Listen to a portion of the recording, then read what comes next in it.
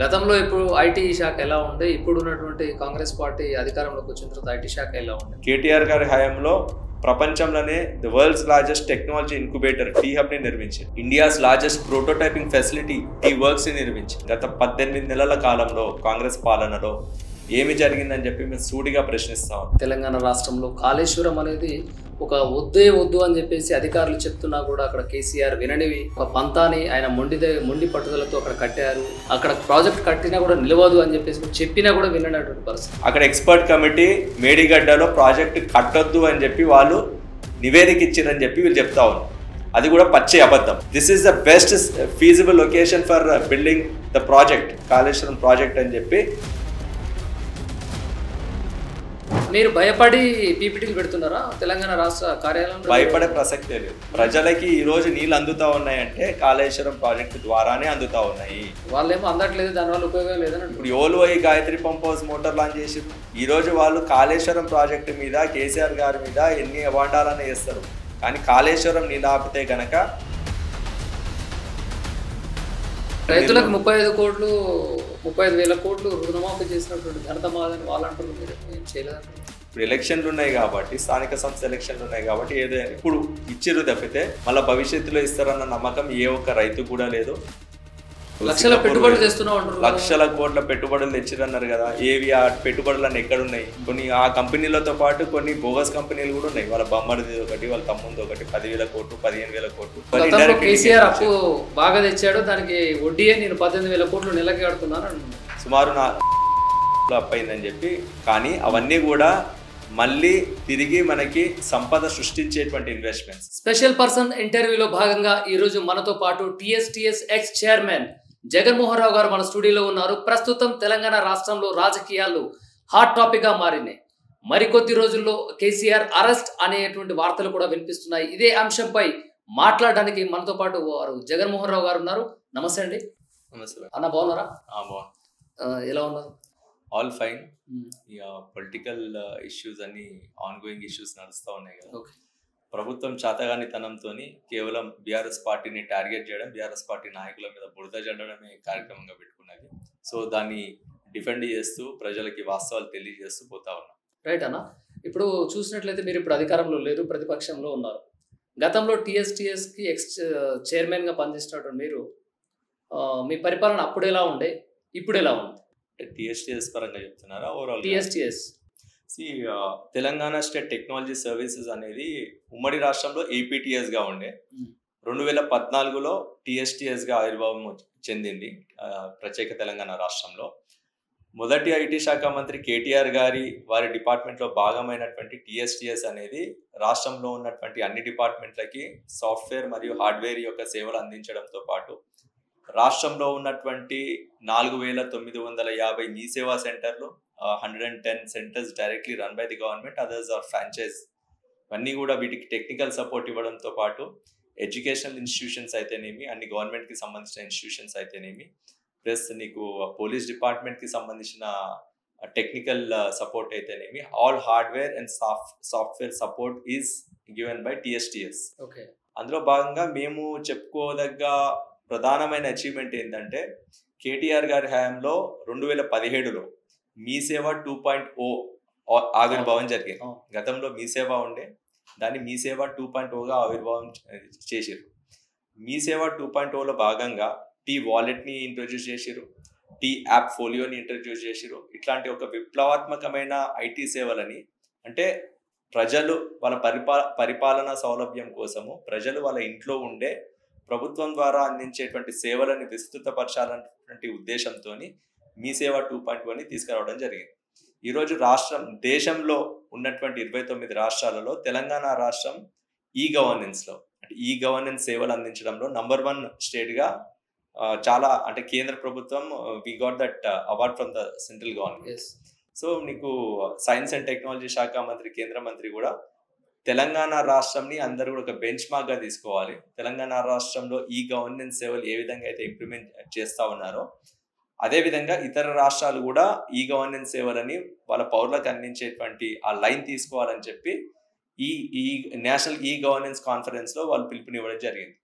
అట్లా గవర్నెన్స్కి మన రాష్ట్రం, తెలంగాణ రాష్ట్రం #1 స్టేట్ గా ఉంది, ఒక ఆదర్శంగా నిలబడ్డది. అయితే గతంలో మీరు ఇదే టెక్నాలజీ సర్వీస్ కి ఉపయోగపడే ఎక్స్ చైర్మన్ గా ఉన్నారు కాబట్టి ఇప్పుడు ఈ గవర్నమెంట్ అంటే కాంగ్రెస్ గవర్నమెంట్ వచ్చిన తర్వాత మీ సేవ అవుట్ సోర్సింగ్ వాళ్ళని తీసేస్తాం, మళ్ళీ రిక్రూట్మెంట్ చేసుకుందానికి అప్లికేషన్ పెట్టుకోండి అని చెప్పేసి కూడా చెప్తున్న పరిస్థితి, దీన్ని ఏమంటారు? సో ఇప్పుడు ఉన్నటువంటి ప్రభుత్వంలో కొద్దిగా గందరగోళం నెలకొన్నది. యాక్చువల్లీ ఉన్నటువంటి పాత పేర్లని తీసేయాలి, కొత్త పేర్లను ఇంట్రడ్యూస్ చేయాలన్నటువంటి ఒక బ్లైండ్ బిలీఫ్ తో పోతా ఉన్నారు. ఎందుకంటే గత 10 సంవత్సరాలలో ఇంట్రడ్యూస్ చేసింది మొత్తం కూడా కేసీఆర్ గారి బ్రెయిన్ చైల్డ్, కేటీఆర్ గారి బ్రెయిన్ చైల్డ్ కాబట్టి వాటన్నిటిని కూడా ఉంచొద్దు. ఇప్పుడు ధరణి ఉంది, తీసేసి భూభారతి అన్నారు. ఇప్పుడు అదే విధంగా ఇప్పుడు మీ సేవ, ఇప్పుడు అట్లా వాళ్ళు ఇష్టం వచ్చినట్టు కొన్ని చేంజెస్ చేస్తా పోతా ఉన్నారు. ఇందులో లాస్ట్కి పౌరులకి ఇబ్బంది కలుగుతా ఉన్నారు. ఎందుకంటే కంప్లీట్ సిస్టమ్ని ఒకటేసారి నువ్వు ఉన్న సిస్టమ్ని అంతా రద్దు చేసి నీ కొత్త సిస్టమ్ నేను ఇంట్రడ్యూస్ చేయాలంటే షుడ్ థింక్ ట్వైస్. ఒక నిపుణులను సంప్రదించాలి. అసలు దీనివల్ల మళ్ళీ ఏమైనా కొత్త ఇష్యూస్ ఏమైనా వస్తాయని కూడా ఒకసారి చెక్ చేయాలి. వీళ్ళు ఏంటంటే ఒక యాటిట్యూడ్, ఈగో ప్రాబ్లంతో పోతా ఉన్నారు. పాత అనేది కూడా తీసేయాలి, మేము కొత్తది ఇంట్రడ్యూస్ చేయాలి, మాకే పేరు ఉండాలన్నటువంటి ఆ బ్లైండ్ బిలీఫ్తో పోతా ఉన్నారు. దానివల్ల డెఫినెట్లీ పౌరులకి చాలా మందికి ఇబ్బందికరమైన సిచ్యువేషన్స్ ఎదురవుతా ఉన్నాయి. సో డెఫినెట్లీ దీన్ని మేము కూడా ఖండిస్తా ఉన్నాము. ఫైనలీ ఒక పౌరులకి, రాష్ట్రంలో ఉన్నటువంటి ప్రజలకు అందరికీ కూడా ఒక పాజిటివ్ సొసైటల్ ఇంపాక్ట్ అనేది ఉండాలి మనం అందించేటువంటి టెక్నాలజీ.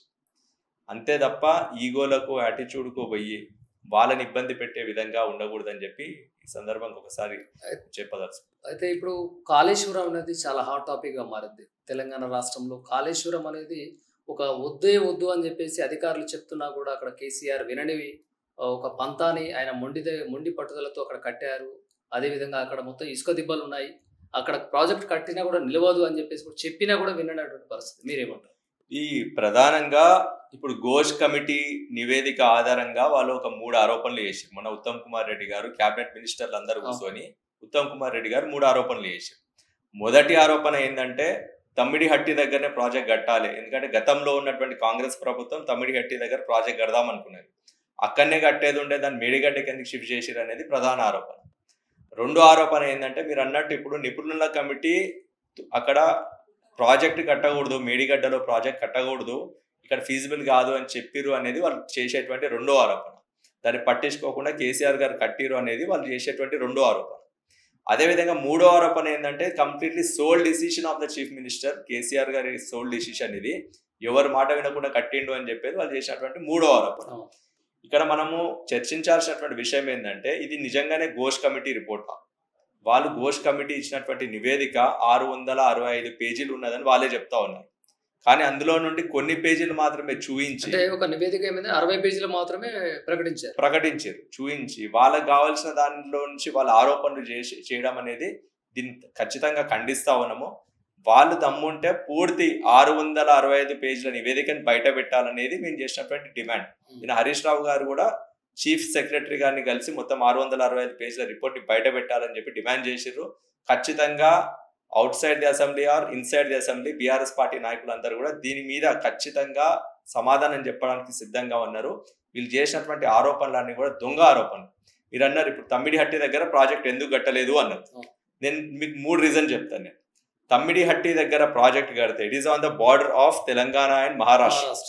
అక్కడ ప్రాజెక్ట్ కనుక కడితే 152 మీటర్ల ఎత్తులో ప్రాజెక్ట్ కడితే మహారాష్ట్రలో ఉన్నటువంటి 2 జిల్లాలు, చంద్రాపూర్ జిల్లా, గడ్చిరోలి జిల్లా, ఈ 2 జిల్లాల్లో ఉన్నటువంటి చాలా గ్రామాలు నీళ్ళలో మునిగిపోతాయని చెప్పి మహారాష్ట్రలో ఉన్నటువంటి పాలకపక్షము, మిత్రపక్షము, విపక్షము అన్ని పక్షాలందరూ కలిసి ఉద్యమించారు.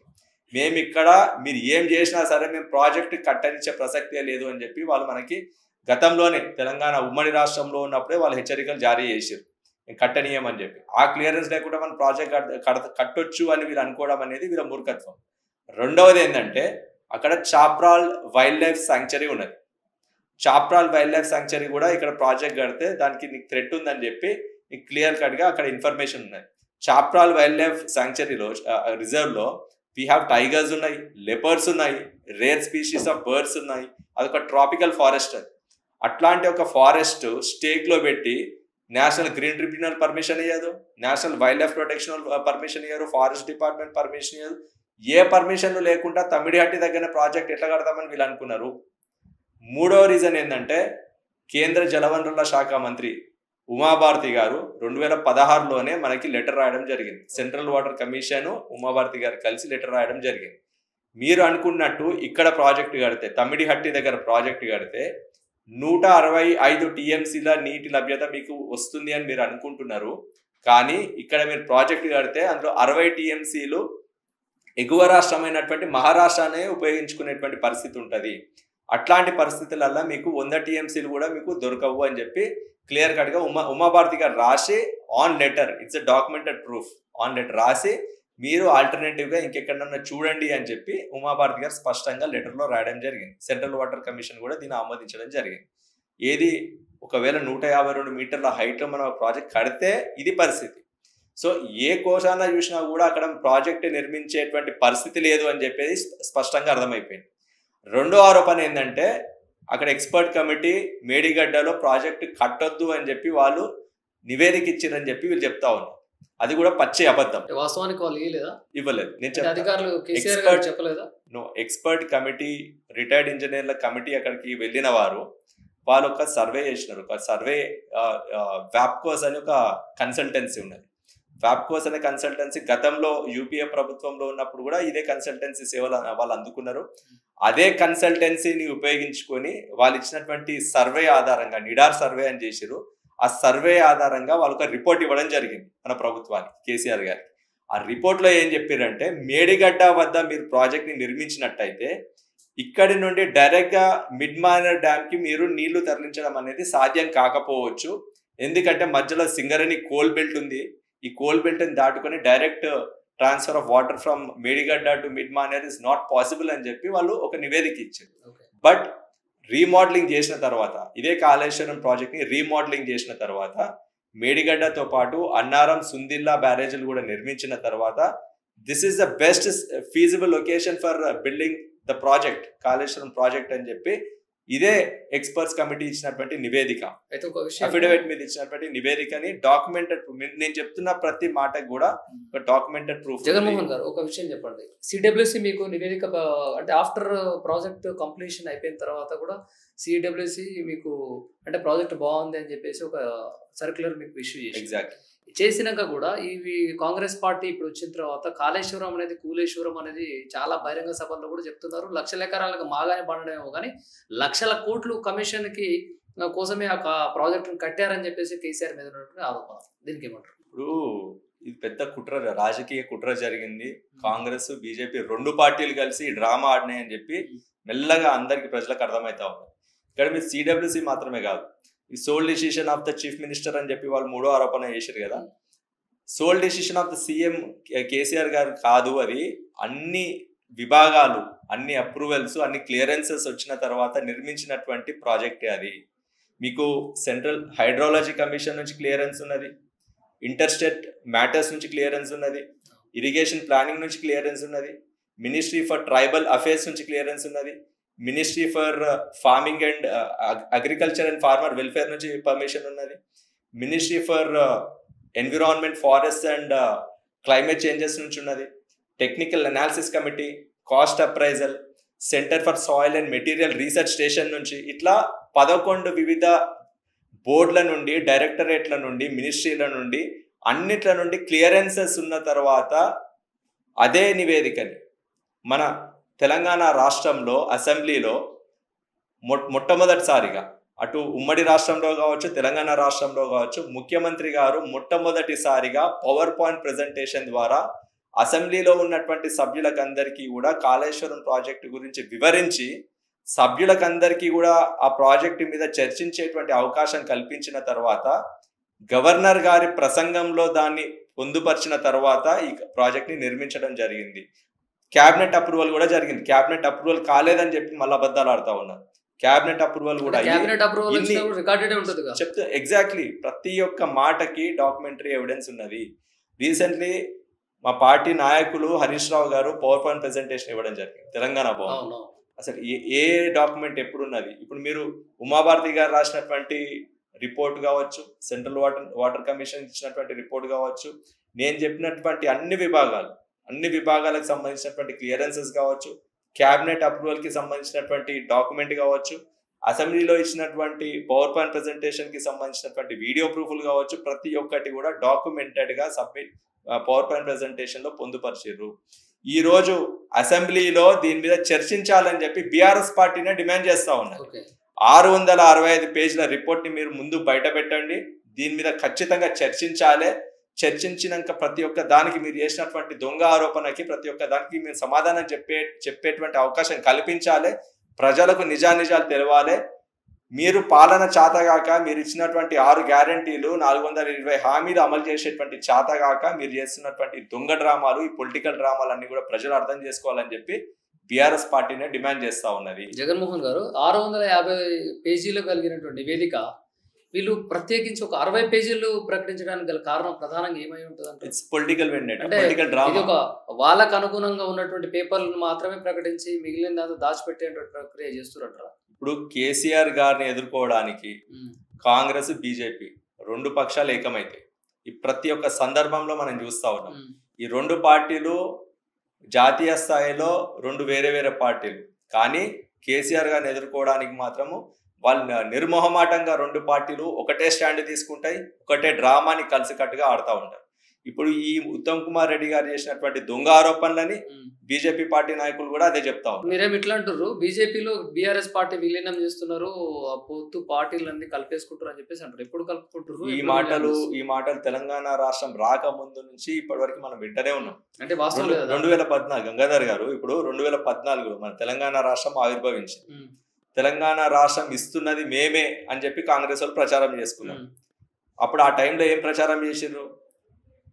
టిఆర్ఎస్ పార్టీ కాంగ్రెస్ లో విలీనం అయిపోతుంది, టిఆర్ఎస్ అనే పార్టీ ఉండదు అని చెప్పి వాళ్ళ ప్రచారం చేసుకున్నారు. అంటే ప్రచారమా కేసీఆర్ అన్నమాట చెప్పారు. కేసీఆర్ ఎందుకంటాడు? ఇప్పుడు కాంగ్రెస్ లో జరిగినది ఏంది? ఈవెన్ సింగిల్ గా టిఆర్ఎస్ పార్టీ పోటీ చేసింది కేసీఆర్ గారి నాయకత్వంలో. సింగిల్ గా ప్రజలు టిఆర్ఎస్ పార్టీకి మ్యాండేట్ ఇచ్చారు, గవర్నమెంట్ ని ఫామ్ చేసినాము. మా పార్టీకి ప్రజలలో అంత శక్తి సామర్థ్యాలు ఉన్నప్పుడు విలీనం కావాల్సినటువంటి ఆలోచన మాకెందుకు ఉంటది? సో అప్పటి నుంచి ఉన్నటువంటి డ్రామా ఇప్పుడు కూడా కొనసాగుతూనే ఉన్నది. 2018లో కూడా 2014 కంటే ఎక్కువ ఓట్లు ప్రజలు, తెలంగాణ ప్రజలు ఎక్కువ సీట్లు బీఆర్ఎస్ పార్టీలో మీరు ఉన్నారు కాబట్టి అలా మాట్లాడుతున్నారని అనుకుంటారు జనాలు. అట్లాంటి అవసరమే లేనప్పుడు మాకెందుకు? ఆన్ డేట్ ఇప్పుడు కూడా తెలంగాణ రాష్ట్రంలో BRS is the strongest political power. KCR is the strongest political leader in Telangana state is undisputed. Of course, KCR is the political power leader అనుకోవచ్చు. కానీ ప్రస్తుతం ఉన్నటువంటి బీఆర్ఎస్ పార్టీలో చీలికలు వస్తున్నాయని కూడా కొంతమంది ఉన్న వాళ్ళు పార్టీ విడిచిపెట్టి వెళ్ళిపోతారు. జస్ట్ లైక్ గువ్వల బాలరాజు ఇప్పుడు పార్టీ మారి బీజేపీలోకి వెళ్తున్నారు. ఇలాంటి పరిస్థితుల్ని ఎలా చూడవచ్చు? చెప్పండి, పండ్లున్న చెట్టుకే దెబ్బలన్నీ పడతాయి అన్నట్టు. ఇప్పుడు రీసెంట్ గా మీరు బీజేపీ పార్టీలో కూడా చూసారు, ఒక పార్టీ ఎమ్మెల్యే పార్టీకి నీకో దండం, నీ పార్టీకో దండం అని చెప్పి ఆ పార్టీలోకి వెళ్ళిపోయినటువంటి పరిస్థితి ఉన్నది. ఇంకో ఇద్దరు ఆ పార్టీ కోతురు, ఈ పార్టీ కోతురు, ఈ పార్టీకి ఉండము అని చెప్పినటువంటి ప్రచారాలు కూడా అవుతా ఉంటాయి. కాంగ్రెస్ నుంచి కూడా ఇష్టం వచ్చినట్టు డిసిప్లిన్ లేకుండా ఎట్లా మాట్లాడుతున్నారు ఎమ్మెల్యేలు. ఈ పార్టీ మొత్తం కూడా ఆంధ్ర కాంట్రాక్టర్ల చేతులు ఉన్నదని చెప్పి ఇప్పటికి 2 ఎమ్మెల్యేలు డైరెక్ట్ గా పబ్లిక్ గా ఇచ్చినటువంటి పరిస్థితి చూస్తాం. ఇవన్నిటికంటే కూడా బీఆర్ఎస్ పార్టీలో ఒక మాజీ ఎమ్మెల్యే పోతున్నాడు అనేటువంటి ఒక న్యూసే సెన్సేషన్ అవుతున్నది. డైరెక్ట్ ఎమ్మెల్యేలే పోతున్నారు, అక్కడ ఎమ్మెల్యేలే వాళ్ళ పార్టీకి వ్యతిరేకంగా స్టేట్మెంట్లు ఇస్తా ఉన్నారు. ఇక్కడ ఒక మాజీ ఎమ్మెల్యే పోతే ఇదే ఎక్కువ సెన్సేషనల్ న్యూస్ అయితే ఉన్నది. అదే చెప్తా ఉన్నా, మళ్ళీ చేరికలు కాంగ్రెస్ పార్టీల నుంచి కూడా బీఆర్ఎస్ చేరుతూనే ఉన్నారు. ఇట్లా అదే చెప్తా ఉన్నా, BRS is the strongest political power in Telangana state. నేను ఇంతకు ముందు చెప్పింది కంటిన్యూ చేయదలుచుకున్నా. కాంగ్రెస్ అండ్ బీజేపీ ఇద్దరు కూడా ఒకటై పొలిటికల్ డ్రామా ఆడుతూ ఉంటారు బీఆర్ఎస్ ని ఎదుర్కోవడానికి, కేసీఆర్ గారిని ఎదుర్కోవడానికి. కాళేశ్వరం దగ్గర, మేడిగడ్డ దగ్గర 2 పిల్లలకు పగుళ్ళు వచ్చినాయి. పగుళ్ళు వచ్చినటువంటి 2వ రోజే ఎవరో పిలిచినట్టు ఎన్డీఎస్ఏ అధికారులు, నేషనల్ డ్యామ్ సేఫ్టీ అథారిటీ అధికారులు వచ్చి పర్యటిస్తారు 2వ రోజు. 3వ రోజే అదే అధికారులు నివేదికనిస్తారు. దీనికి ఇట్లాంటి పగుళ్ళకి కారణం ఈ రాష్ట్ర ప్రభుత్వ వైఫల్యం అని చెప్పి వాళ్ళు ఒక రిపోర్ట్ ఇచ్చిపోతారు. ఇట్లాంటి పరిస్థితే ఇప్పుడు NDSA is nothing but CWC, central water కమిషనే నేషనల్ డ్యామ్ సేఫ్టీ అథారిటీ. ఇందులో ఉన్న అధికారులే అందులో ఉంటారు. Both are synonymous. దీని చైర్మనే దాంట్లో ఉంటారు. చంద్రశేఖర్ అయ్యర్ గారు ఎవరైతే సిడబ్ల్యూసి చైర్మన్ ఉన్నారో దాంట్లోనే ఉంటారు. ఇక్కడ ఒక పాయింట్ సూటిగా అడదలుచుకున్నా. ఆంధ్రప్రదేశ్లో పోలవరం ప్రాజెక్ట్ నిర్మాణం అవుతా ఉంది. It's a national project. National project అంటే దానికి చైర్మన్, పోలవరం అథారిటీకి చైర్మన్ గా ఉండేది కూడా సిడబ్ల్యూసి చైర్మన్ ఓ చంద్రశేఖర్ అయ్యర్ గారు. పోలవరం డ్యామ్ డయాఫ్రమ్ వాల్ గత 5 ఏళ్లలో 3 సార్లు డ్యామేజ్ అయ్యింది. ఇప్పటిదాకా అక్కడికి ఏ ఒక్క ఎన్డిఎస్ఏ అధికారి పోలేదు, ఎవడు కూడా రిపోర్ట్ ఇవ్వలేదు. అదేవిధంగా రీసెంట్లీ ఎస్ఎల్బిసి టన్నెల్ కొలాప్స్ అయినప్పుడు 6 మంది కార్మికులు అక్కడ చనిపోయినారు. ఇప్పటికీ డెడ్ బాడీస్ కూడా బయటికి తీయలేని చాతగాని పరిస్థితులలో ఈ రాష్ట్ర ప్రభుత్వం ఉన్నది. అక్కడికి ఎన్డిఎస్ఏ అధికారులు పోలేదు, నివేదిక ఇయ్యలేదు. కానీ కాళేశ్వరంలో ఒక 2 పిల్లర్లకి, Kaleshwaram is a very mighty project. Kaleshwaram అంటే ఏంటి అనేది ఒక పెద్ద డెఫినేషన్ హరీష్ రావు గారు చెప్పారు, మీకు తెలుసు. 3 బ్యారేజీలు, ఎన్ని రిజర్వాయర్లు ఉన్నాయి, ఎంత గ్రావిటీ కెనాల్ ఉన్నది, ఎంత పెద్ద సబ్ స్టేషన్లు, 19 సబ్ స్టేషన్లు, దాని గురించి పెద్ద ఉపన్యాసం ఇవ్వాలని ఇస్తారు తెలంగాణ రాష్ట్రంలో. అట్లాంటి ఒక మైటీ ప్రాజెక్ట్ లో ఒక 2 పిల్లర్లకి పగుళ్ళు వస్తే దానికి మరమ్మతులు చేసే బదులు దాని ఒక పొలిటికల్ డ్రామాగా క్రియేట్ చేసినటువంటి కాంగ్రెస్ బీజేపీ ఇద్దరు కలిసి పొలిటికల్ డ్రామాగా క్రియేట్ చేసిన. కాంగ్రెస్ హయాంలో ఇది ఎస్ఎల్బిసి ప్రాజెక్ట్ విషయంలో టన్నెల్ 1 కిలోమీటర్ కూడా తవ్వలేనటువంటి పరిస్థితిలో ఈ కాళేశ్వరం గురించి ఎత్తి చూపిస్తూ ఒక రకంగా కాళేశ్వరం పనికిరాదు అనుకుంటూనే వేరే చోట్ల అంటే కొడంగల్ కావచ్చు ఆ ఏరియాలలో శంకుస్థాపన. ఎగ్జాక్ట్లీ. ఇప్పుడు ఇంతకుముందు నేను చెప్పిన, నేను కాళేశ్వరం ప్రాజెక్ట్ కి ఎన్ని క్లియరెన్స్లు వచ్చినాయి, నేను మీకు చెప్పిన ఇరిగేషన్ ప్లానింగ్ నుంచి వచ్చింది, హైడ్రాలజీ నుంచి వచ్చింది, ఎన్ని మినిస్ట్రీల నుంచి, మినిస్ట్రీ ఫర్ ట్రైబల్ అఫేర్స్ నుంచి వచ్చింది, మినిస్ట్రీ ఫర్ ఫారెస్ట్ నుంచి, ఎన్విరాన్మెంట్ నుంచి, కాస్ట్ అప్రైజల్ నుంచి, టెక్నికల్ అనాలిసిస్ కమిటీ నుంచి ఇన్ని అప్రూవల్స్ ఇన్ని తెచ్చుకున్నాం కదా. క్యాబినెట్ అప్రూవల్ అయింది, అసెంబ్లీ అప్రూవల్ అయింది, అన్నీ అయినాయి కదా. ఇది ఏది కాకుండా మన ముఖ్యమంత్రి రేవంత్ రెడ్డి గారు కొడంగల్ నారాయణపేట్ ప్రాజెక్టుకి కొబ్బరికాయలు కొట్టిండు, పనులు మొదలు పెట్టిండు, బిల్లులు చెల్లించిండు. ఇప్పుడు డిపిఆర్ ఉందా అని కూడా ఎగ్జాక్ట్లీ డిపిఆర్ కూడా లేదు. ఏది ఉల్లంఘన? ఇప్పుడు ఎవరి మీద కేసులు పెట్టాలి, ఎవరి మీద కమిషన్లు వేయాలి, ఎవరిని లోపల వేయాలి, క్లియర్ కట్గా అడుగుతా ఉన్నాం. అన్ని పర్మిషన్లు, అన్ని క్లియరెన్స్లు, assembly approval, cabinet approval, CWC approval, కేంద్ర మంత్రులు కూడా ప్రేజ్ చేసిరు కాళేశ్వరం ప్రాజెక్టుని. It's a pride of India అని చెప్పారు. అట్లాంటి ప్రాజెక్టు నిర్మించిన కేసీఆర్ గారి మీద కమిషన్ వేస్తారా? ఏ ఒక్క పర్మిషన్, ఏ ఒక్క అప్రూవల్, కనీసం డిపిఆర్ కూడా లేనటువంటి నారాయణపేట్ కొడంగల్ ప్రాజెక్టు కొబ్బరికాయలు కొట్టి పనులు అప్పచెప్పి బిల్లులు చెల్లించినటువంటి రేవంత్ రెడ్డి గారి మీద కేసులు వేయాలా, కమిషన్లు వేయాలా? సూటిగా అడుగుతా ఉన్నాం, క్లియర్ కట్ గా అడుగుతా ఉన్నాం. ఇదే ఒక పొలిటికల్ డ్రామా. దీని మీద బీజేపీ ఒక్కరు కూడా నోరు మెదపనటువంటి పరిస్థితి. ప్రశ్నిస్తా ఉన్నాం, ఖచ్చితంగా ప్రశ్నిస్తున్నాం. ఇప్పుడు బీఆర్ఎస్ ని ప్రశ్నించడానికి కాంగ్రెస్ బీజేపీ నాయకులు ఒక్కటే వస్తారు, ఇద్దరు కూడా ఒకటే లైన్ తీసుకుంటారు. వీళ్ళు కాంగ్రెస్ నాయకులు వేసినటువంటి దొంగ ఆరోపణలని వీళ్ళు ఎక్కువ చేస్తూ ఉంటారు. అదేవిధంగా ఇప్పుడు మేము ఈ ప్రశ్నిస్తా ఉన్నాం. రీసెంట్లీ హరీష్ రావు గారు ప్రశ్నించారు, కేటీఆర్ గారు ప్రశ్నించారు, బీఆర్ఎస్ పార్టీ నాయకులందరూ కూడా ప్రశ్నిస్తారు. ఏ అప్రూవల్స్, ఏ క్లియరెన్స్ లేకుండా మీరు నారాయణపేట కొడంగల్ ప్రాజెక్టుకి ఎట్లా మీరు మొదలు పెడతారు, ఎట్లా బిల్లులు చెల్లిస్తారు అని చెప్పి మేము ప్రశ్నిస్తున్నాం. ఒక్క బీజేపీ నాయకుడు కూడా ఎందుకు వచ్చి రాష్ట్ర ప్రభుత్వాన్ని ఎందుకు ప్రశ్నిస్తలేరు? బీజేపీ కూడా అపోజిషన్ ఉంది కదా. ఇప్పుడు బీజేపీ పార్టీ ఎవరిని ప్రశ్నించాలి? రూలింగ్ పార్టీని ప్రశ్నించాలి. కానీ ఎక్కడైనా కనిపిస్తున్నదా? ఈ రోజు బీజేపీ పార్టీ ప్రశ్నించేది అపోజిషన్ లో ఉన్నటువంటి బీఆర్ఎస్ పార్టీని టార్గెట్ చేసేది. బీజేపీ అండ్ కాంగ్రెస్ ఇద్దరు కలిసి సంయుక్తంగా టార్గెట్ చేస్తున్నది బీఆర్ఎస్ పార్టీని. ఎట్లుందంటే వాళ్ళేమో మీ మీద అంటుంటారు, బీఆర్ఎస్ బీజేపీ ఒకటి దొందుతుంది అని వాళ్ళు. నేను సాక్ష్యాలతో చెప్తాను. వాళ్ళేమో మీ మీద అంటారు, మీరేమో ఆ 2 జాతీయ పార్టీలు బీజేపీ కాంగ్రెస్ వాళ్ళు ప్రతి ఒక్క దానికి ఎవిడెన్స్ చెప్పి ప్రజలైతే ఏది అర్థం కాని పరిస్థితి, అయోమయంలో ఉన్నటువంటి ప్రజలు. గంగాధర్ గారు, నేను ప్రతి దానికి ఎవిడెన్స్ తోని చెప్తా ఉన్నా. ఏదో వాళ్ళు మాట్లాడినట్టు గాలి మాటల్లో మాట్లాడట్లేదు. క్లియర్ కట్ గా ఈ రోజు కాంగ్రెస్ వైఫల్యాలని, కాంగ్రెస్ చేస్తున్నటువంటి ఇట్లాంటి దిక్కుమాల పనులని బీజేపీ ఎందుకు ప్రశ్నించదు? క్లియర్ కట్ గా అడుగుతాం. ఈరోజు కాంగ్రెస్ ఈరోజు కాళేశ్వరానికి పగుళ్ళు వస్తే తెల్లారి రాహుల్ గాంధీ వస్తాడు. అదే రోజు సిడబ్ల్యూసి ఎన్డిఎస్ఏ అధికారుల బృందం వస్తుంది. ఎన్డిఎస్ఏ అధికారుల బృందం అంటే కేంద్ర ప్రభుత్వ ఆధీనంలో ఉంటది. కేంద్రంలో ఉన్నటువంటి అధికారంలో ఉన్నటువంటి పార్టీ ఏది ఉండే? బీజేపీ. తెల్లారు అదే టైంలో కాంగ్రెస్ పార్టీ నాయకులు కూడా అన్నీ ఉంటారు కదా. రేవంత్ రెడ్డి, రాహుల్ గాంధీ ఇద్దరు కూడా అదే టైం మీద ఉంటారు కదా.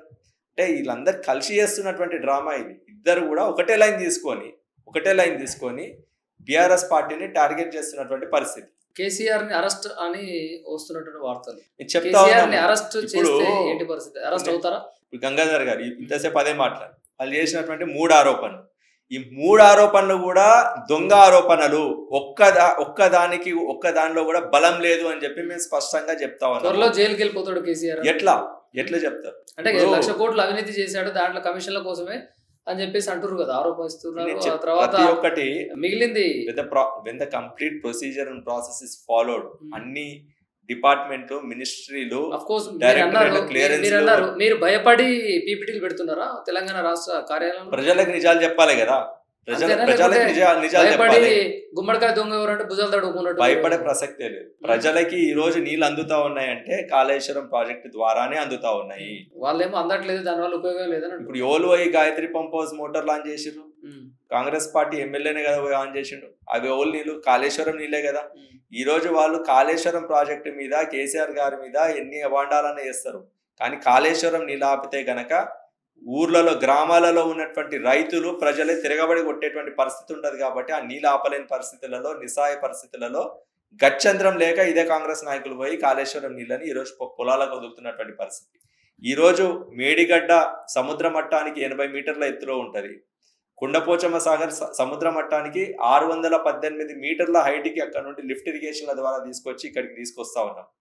ఈరోజు హైదరాబాద్ నగరానికి, విశ్వనగరంగా ఎదుగుతున్నటువంటి హైదరాబాద్ నగరానికి నీటి సమస్య, త్రాగునీటి సమస్య లేని పరిస్థితి వచ్చింది అంటే ఈ రోజు కాళేశ్వరం ప్రాజెక్టు వల్లనే అని గర్వంగా మేము చెప్పదలుచుకున్నాం. జగన్మోహన్ గారు, ఒక విషయం చెప్పండి. ఇప్పుడు బంకచెర్ల నీళ్లు ఆంధ్రాకి వెళ్తున్నాయి, మనకు దాదాపుగా 200 టీఎంసీల నీళ్లు తోలుకొని వెళ్తున్నా కూడా ఈ రాష్ట్ర ప్రభుత్వం, కాంగ్రెస్ నాయకులు పట్టించుకోవట్లేరని చెప్పేసి కూడా మీరు ఆరోపిస్తున్నారు. ఇది వాస్తవం ఉన్నదా, లేకుంటే మీ యొక్క రాజకీయ ప్రలోభం, రాజకీయ ఆపేక్ష కోసం అంటున్నారు? వాస్తవం, ఖచ్చితంగా వాస్తవం ఉన్నది. తెలంగాణ రాష్ట్రానికి తీరని అన్యాయం జరుగుతా ఉన్నది. దీని మీద బీఆర్ఎస్ పార్టీ ఆరోపణ చేసిన దాని మీద చర్చించడానికి సిద్ధంగా ఉన్నాం. రాబోయే అసెంబ్లీ ఎన్నికలలో ఖచ్చితంగా నిజాలు ఉన్నాయి. అసెంబ్లీ సమావేశాల కోసం బీఆర్ఎస్ పార్టీ ఎమ్మెల్యేలందరూ కూడా ఎదురు చూస్తా ఉన్నారు. రాష్ట్ర ప్రభుత్వాన్ని ప్రజాక్షేత్రంలో దోషిగా నిలబెట్టేటువంటి అవకాశం అది. ఖచ్చితంగా దీన్ని మేము ఏ విధంగా ప్రజలకు అన్ని కూడా వివరించేటువంటి అవకాశం కోసం వెయిట్ చేస్తాం. అయితే ఈ ఆంధ్ర సీఎం తోటి మన రాష్ట్ర సీఎం అయినటువంటి సీఎం రేవంత్ రెడ్డి లోపాయపారంగా ఏమైనా ఒప్పందాలు జరుగుతున్నటువంటి ఏమైనా నేపథ్యం అనుకోవచ్చా? లేకపోతే ఎందుకంటే మనం ఉన్నది తెలంగాణ రాష్ట్రము సాధించుకున్నదే నీళ్లు, నిధులు, నియామకాలు.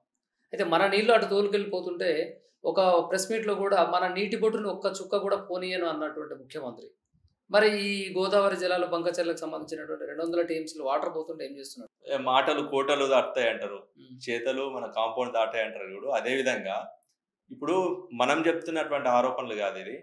ఖచ్చితంగా మీరు అన్నట్టు ఆంధ్ర సీఎం తోని రేవంత్ రెడ్డి గారు ఖచ్చితంగా లాలూచి పడ్డారు. మన రాష్ట్ర ఆత్మగౌరవాన్ని, మన రాష్ట్రానికి చెందినటువంటి ఇంట్రెస్ట్ అన్ని కూడా అక్కడ తాకట్టు పెడుతున్నట్టు క్లియర్గా అర్థమవుతా ఉన్నది.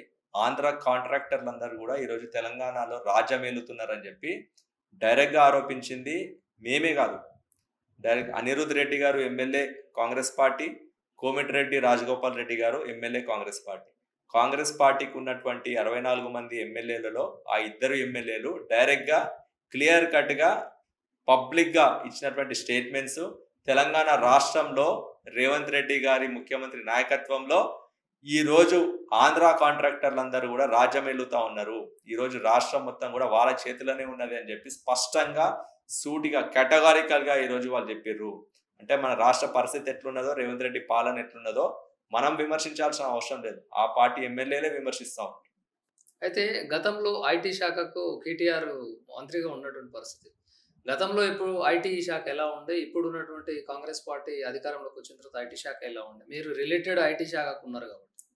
2014లో తెలంగాణ రాష్ట్రం వచ్చిన సంవత్సరంలో మన ఐటీ ఎగుమతుల విలువ 57,000 కోట్లు ఉండే. 2023లో 9.5 సంవత్సరాల బీఆర్ఎస్ పాలనలో 2023కి వచ్చేసరికి ఐటీ ఎగుమతుల విలువ 2,72,000 కోట్లకు పెరిగింది. 57,000 కోట్ల నుండి 2,72,000 కోట్లకు పెరిగింది, which is second highest in the country.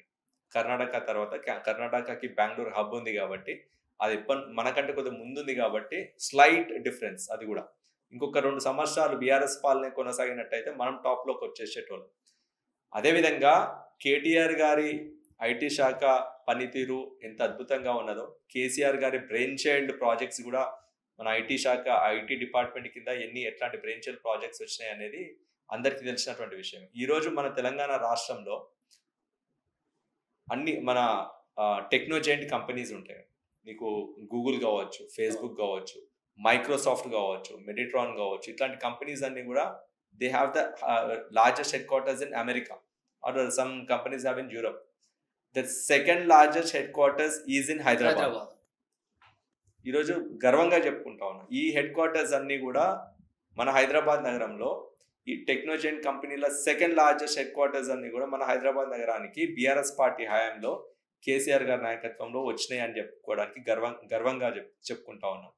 ఈరోజు గూగుల్ కావచ్చు, ఫేస్బుక్ కావచ్చు, యాపిల్ కావచ్చు, మెడిట్రాన్ కావచ్చు, నోవార్టిస్ కావచ్చు, క్వాల్కామ్ కావచ్చు, ఇట్లాంటి కంపెనీస్ అన్నీ కూడా మన హైదరాబాద్ నగరానికి తరలి వచ్చి మన హైదరాబాద్ ప్రతిష్టను పెంచినాయి, ఇక్కడ ఉపాధిని పెంచినాయి. 2014లో కొన్ని ఉన్నటువంటి 2.5 లక్షల మంది ఐటీ ఎంప్లాయీస్ 2023లో బీఆర్ఎస్ ప్రభుత్వ హయాంలో 9.5 సంవత్సరాలు పూర్తయ్యే నాటికి 10 లక్షలకు పైగా పెరిగింది. ఇంత ఎంప్లాయ్మెంట్, ప్రైవేట్ ఎంప్లాయ్మెంట్ వచ్చింది, ఐటీ ఎంప్లాయ్మెంట్ వచ్చింది అంటే బీఆర్ఎస్ ప్రభుత్వంలో ఐటీ శాఖ పురోగతిని సూచిస్తుంది. ఈరోజు మన తెలంగాణ హైదరాబాద్ ఈరోజు విశ్వనగరంగా ఎదుగుతుంది అంటే ఖచ్చితంగా బీఆర్ఎస్ ప్రభుత్వం చేసినటువంటి కృషి వల్లనే అది సాధ్యమైంది. కేటీఆర్ గారి హయాంలో ప్రపంచంలోనే the world's largest technology incubator T హబ్ని నిర్మించారు. India's largest prototyping facility T వర్క్స్ని నిర్మించారు. అదేవిధంగా India's largest gaming and animation సెంటర్ని అక్కడ నిర్మించడానికి కూడా ఆల్మోస్ట్ అది హాఫ్ కంప్లీట్ అయిపోయింది.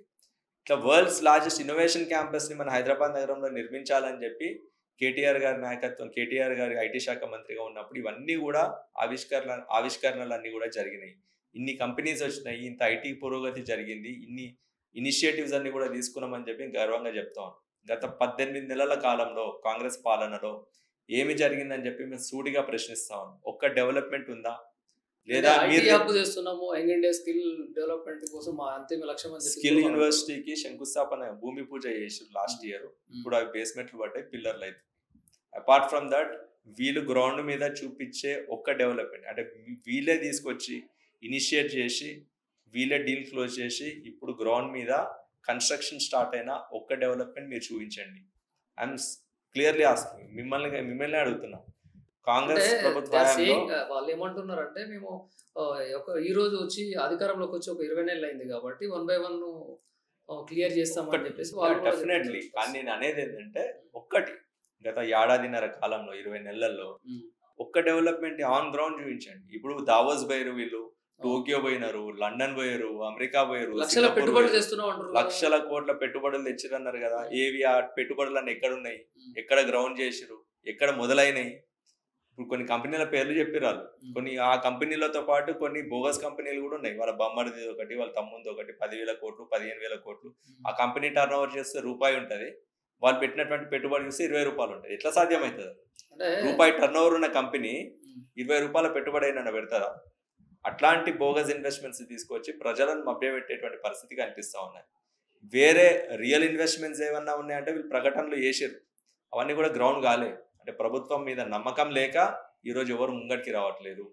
ఇప్పుడు ఫాక్స్కాన్ ఉన్న, కెయిన్స్ ఉన్నా కూడా గత ప్రభుత్వంలో వచ్చినటువంటి ఇన్వెస్ట్మెంట్సే. ఈరోజు అమెజాన్ వెబ్ సర్వీసెస్ నుంచి మొన్న దావోస్ నుంచి 60,000 కోట్ల పెట్టుబడి తీసుకొచ్చామని చెప్పి వీళ్ళు గర్వంగా చెప్పుకుంటారు కదా. 60,000 కోట్లు Amazon web services. Amazon web services కి సంబంధించిన ఫస్ట్ క్యాంపస్ ని బీఆర్ఎస్ ప్రభుత్వంలో 2021లోనే నిర్మాణం జరిగిపోయింది. అది దానికి సెకండ్ ఫేజ్ మరో 4 ఏళ్లలో మేము పెడతాము. ఆల్రెడీ మేము ఫస్ట్ ఫేజ్ పెట్టినాం కాబట్టి ఇట్స్ మ్యాండటరీగా సెకండ్ ఫేజ్ కూడా మేము ఇక్కడనే పెట్టాలని వాళ్ళు అప్పుడే ప్రకటన పెట్టారు. ఇప్పుడు రేవంత్ రెడ్డి ఉండి ప్రత్యేకంగా తెచ్చింది కాదు, అది బీఆర్ఎస్ ప్రభుత్వ హయాంలోనే లైన్అప్ అయినటువంటి ఇన్వెస్ట్మెంట్ అది. ఎగ్జాక్ట్లీ దాని కంటిన్యూయేషన్ గానే వచ్చినటువంటి ఇన్వెస్ట్మెంటే తప్పితే వీళ్ళు ప్రత్యేకించి వెళ్ళి తీసుకొచ్చిన కొత్త ఇన్వెస్ట్మెంట్స్ ఏవీ లేవు హైదరాబాద్ కి. ఆల్రెడీ గత 10 ఏళ్లలో నడిచినటువంటి ఐటీ పురోగతి, ఐటీ ప్రోగ్రెస్ ఆటో పైలట్ మోడ్లో పోయి ఈరోజు తెలంగాణ రాష్ట్రంలో ఐటీ అనేది ఇంకా కూడా ఉంది కాబట్టి రాష్ట్రం ఇప్పటికన్నా కూడా ఇట్లా నడుస్తూ ఉన్నది. అటు రైతులకు ఇచ్చినటువంటి వెల్ఫేర్ స్కీమ్స్ని కూడా కొనసాగించలేక చేతులెత్తేసినటువంటి చాతగాని ప్రభుత్వం ఇది. డెవలప్మెంట్ రైతులకు 35,000 కోట్లు రుణమాఫీ చేసినటువంటి ఘనత మాదని వాళ్ళు అంటారు, మీరు ఏం చేయలేదంటారు. ఇప్పుడు రుణమాఫీ వాళ్ళు మేనిఫెస్టోలో పెట్టినటువంటి అన్ని పాయింట్లు తీసుకున్నాం. రుణమాఫీ కూడా పూర్తిగా చేసిరని చెప్పి మేము 100% ఒప్పుకోము. అది కూడా పాక్షికంగానే చేసిర్రు.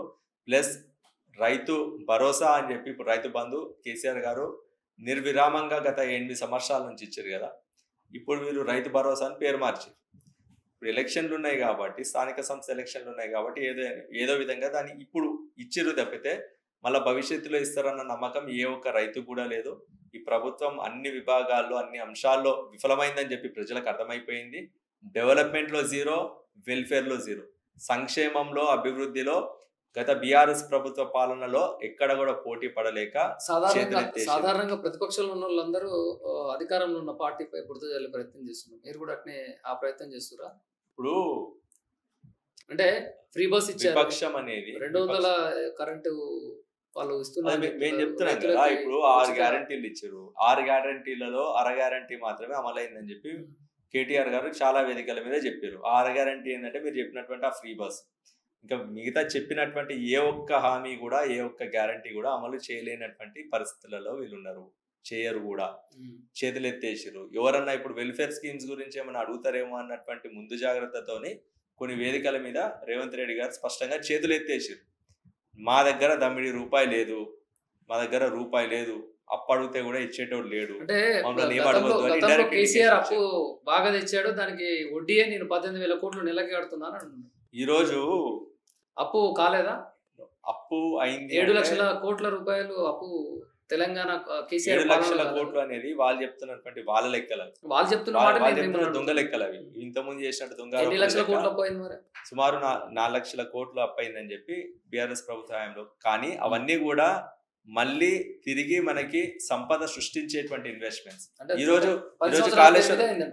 కాళేశ్వరం ప్రాజెక్ట్ కి మీరు అన్నారు ఎన్ని వేల కోట్ల ప్రాజెక్ట్ అయింది, కానీ కాళేశ్వరం ద్వారా ఈరోజు ప్రజలకు అందరు కూడా నీళ్ళు అందుతున్నాయి కదా, ప్రజలకు ఉపయోగపడే ప్రాజెక్టే కదా. ఇన్ఫ్రాస్ట్రక్చర్ ప్రాజెక్ట్స్ కట్టినాం. ఈరోజు హైదరాబాద్లో SRDP strategic road development project programme కింద 42 ఫ్లైఓవర్లు, అండర్ పాస్లు, రైల్ అండర్ బ్రిడ్జ్లు, రైల్ ఓవర్ బ్రిడ్జ్లు కట్టాలని చెప్పి, రోడ్ ఓవర్ బ్రిడ్జ్లు కట్టాలని చెప్పి ఒక ప్రోగ్రామ్ తీసుకున్నారు కేటీఆర్ గారు మున్సిపల్ శాఖ మంత్రిగా ఉన్నప్పుడు. అందులో 34 గత బీఆర్ఎస్ ప్రభుత్వ హయాంలో కంప్లీట్ అయినాయి.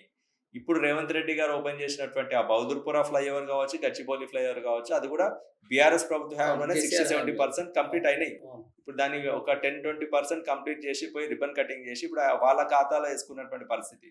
సో ఇవన్నీ కూడా డెవలప్మెంట్ ప్రాజెక్ట్స్ మీద, ఎగ్జాక్ట్లీ డెవలప్మెంట్ ప్రాజెక్ట్స్ మీద, సంపద సృష్టించేటువంటి స్కీమ్ల మీద, ప్రాజెక్ట్స్ మీద ఆ అప్పుని వాడడం తప్పితే తెలంగాణ రాష్ట్రం ఈరోజు జిఎస్డిపిలో కావచ్చు, పర్ క్యాపిటల్ ఇన్కమ్ లో కావచ్చు నంబర్ 1 స్టేట్ గా ఎదిగిందంటే కూడా ఇవన్నీ కూడా ఈ పెట్టినటువంటి ఇన్వెస్ట్మెంట్సే కాదు. రైట్ జగన్మోహన్ రావు గారు, ఇప్పుడు వ్యక్తిగతంగా మన కేటీఆర్ గారికి వారి సంస్థలో పనిచేస్తారు, వారితో పాటు మెలుగుతూ ఉంటారు. వ్యక్తిగతంగా వారి తత్వం ఎలా ఉంటుంది, మనస్తత్వం ఎలా ఉంటుంది? ఇప్పుడు కేటీఆర్ గారు ఇప్పుడు నేను చెప్తున్నటువంటి మాట, మన దేశంలో కేంద్ర మంత్రులతో సహా ఒక సందర్భంలో ప్రధానమంత్రితో సహా కేటీఆర్ గారిని వారి డైనమిక్ లీడర్ అని చెప్పి, ఇట్లాంటి లీడర్ జాతీయ స్థాయిలో కూడా ఉండాలని, జాతీయ రాజకీయాలలో ఉండాలని చెప్పి ఎన్నో సందర్భాలలో ఎంతోమంది కూడా అప్రిషియేట్ చేసినటువంటి సందర్భాలు మనం గతంలో చాలా చూసాం. అదేవిధంగా ఒక చిన్న సందర్భం చెప్తాను. కైలాస్ సత్యార్థి అని చెప్పి ఒక నోబెల్ పీస్ లారియట్ ఉండే, నోబెల్ శాంతి బహుమతి అందుకున్నటువంటి మన భారతదేశం నుంచి 2వ వ్యక్తి. ఆయన గతంలో మదర్ తెరిసా గారికి ఇచ్చారు. Kailash Satyarthi is second person. ఆయన మన రాష్ట్రానికి పర్యటనకు వచ్చారు 2018లో. మన రాష్ట్ర పర్యటనకు వచ్చినప్పుడు ఆయనకి ఒక రాష్ట్రంలో ఉన్నటువంటి అంతర్గత రాజకీయాల గురించి ఎక్కువ అవగాహన లేదు ఆయనకి.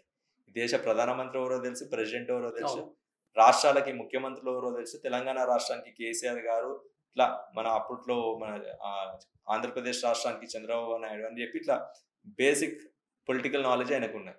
కానీ మన రాష్ట్రంలో ఉన్నటువంటి మంత్రుల గురించి, వాళ్ళ గురించి ఎక్కువ అవగాహన లేనటువంటి పర్సన్ ఆయనని కేటీఆర్ గారు రిసీవ్ చేసుకున్నారు. అసెంబ్లీకి పిలిపించారు, ఆయనని అసెంబ్లీకి ఇన్వైట్ చేసారు. అసెంబ్లీలో కేటీఆర్ గారు రిసీవ్ చేసుకొని he was introducing Kailash Satyarthi గారు. అందరు మన క్యాబినెట్ మినిస్టర్స్ అందరు కూడా లైన్లో నించున్నారు. అందరినీ కైలాస్ సత్యార్థి గారికి ఇంట్రడ్యూస్ చేస్తా ఉన్నారు. అప్పుడు ఉన్నటువంటి మన మినిస్టర్స్ అందరు కూడా నిరంజన్ రెడ్డి గారిని కావచ్చు, మహమూద్ అలీ గారిని కావచ్చు, అదేవిధంగా అందరు మినిస్టర్లని వన్ బై వన్ అందరిని కూడా ఇంట్రడ్యూస్ చేసుకుంటూ కేటీఆర్ గారు వెళ్తా ఉన్నారు. Kailash Satyarthi was not aware that even KTR was a minister. KTR గారు కూడా ఒక మినిస్టరే అని చెప్పి కైలాస్ సత్యార్థి గారికి తెలీదు. మొత్తం ఇంట్రడక్షన్స్ అయిపోయిన తర్వాత, ఆ కార్యక్రమం అయిపోయిన తర్వాత later he learn that KTR was also the minister of the state.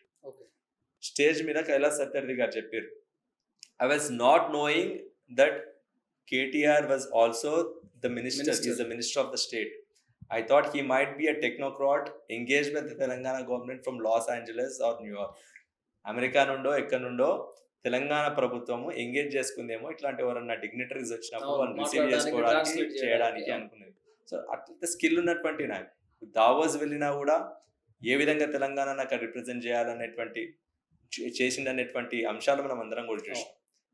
Japan పోయినా, సియోల్ పోయినా, అమెరికా పోయినా కూడా ఏ విధంగా మన స్టేట్ని అక్కడ రిప్రజెంట్ చేస్తూ ఉన్నారు.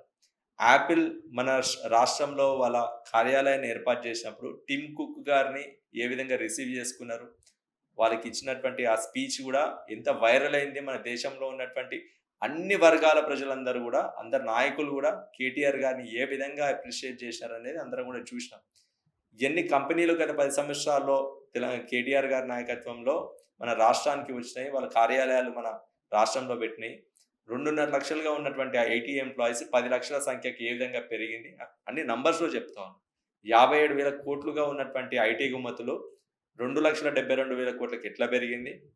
మన రాష్ట్రంలో, మన హైదరాబాద్ నగరంలో పెరుగుతున్నటువంటి పాపులేషను, ఈ ట్రాఫిక్ ఇదంతా కూడా నియంత్రించాలంటే SRDP strategic road development program అనేటువంటి ఒక అద్భుతమైన ప్రోగ్రామ్ ద్వారా 34 ఫ్లైఓవర్లు ప్లస్ ఇప్పుడు 3 కంప్లీట్ అయిన 37 ప్రాజెక్టులు ఏ విధంగా కంప్లీట్ చేసిరు. ఈరోజు హైదరాబాద్ నగరానికి వన్నే తీసుకొచ్చింది ఆ ప్రాజెక్ట్.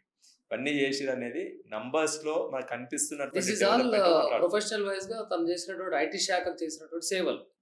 నేను అడిగేది ఏంటంటే వ్యక్తిగతంగా ఎంతో మంది కార్యకర్తలు లీడర్ విత్ హ్యూమన్ టచ్. ఇప్పుడు కేటీఆర్ గారి బర్త్డే అయింది 24th లాస్ట్.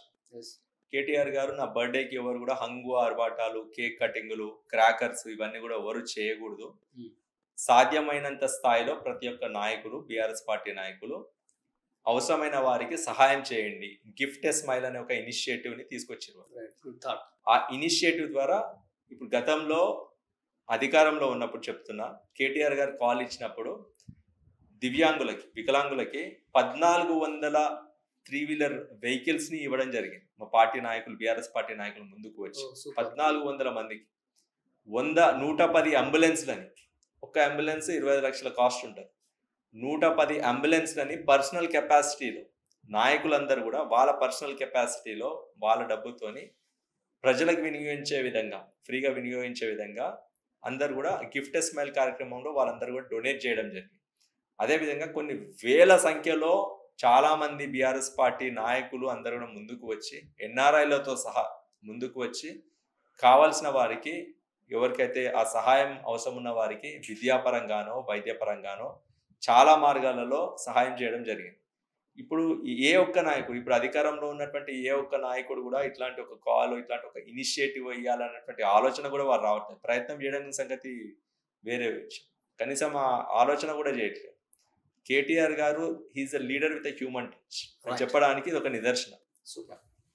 ఇది జగన్మోహన్ రావు గారి మాటలు విన్నాము. కాళేశ్వరం ఒకటి ప్రయోజనాత్మకమైనటువంటి ప్రాజెక్టు. ఇది రైతుల పక్షాన, రైతన్నలకు అండగా నిలిచినటువంటి ప్రాజెక్టు. దీనివల్ల ప్రభుత్వం బాగుపడి, ప్రభుత్వం కూడా సంక్షేమ దిశలో పనిచేయాలి, దానికి అనుగుణంగా పనిచేయాలి తప్ప కక్షపూరితంగా వ్యవహరించొద్దని చెప్పి చెప్తున్నటువంటి మాటలు. నిజా నిర్ధారణలు నిరూపించే సత్తా మా దగ్గర ఉంది, మేము దేనికైనా కూడా చర్చకు రెడీ అంటున్నటువంటి బీఆర్ఎస్ పార్టీ శ్రేణులు, నాయకులు, ఐటీ శాఖకు సంబంధించి TSTS X chairman Jaganmohan Rao గారి మాటలు విన్నాం. మరో స్పెషల్ గెస్ట్ మేము ముందుంటాను, చూస్తూనే ఉండండి. నమస్తే.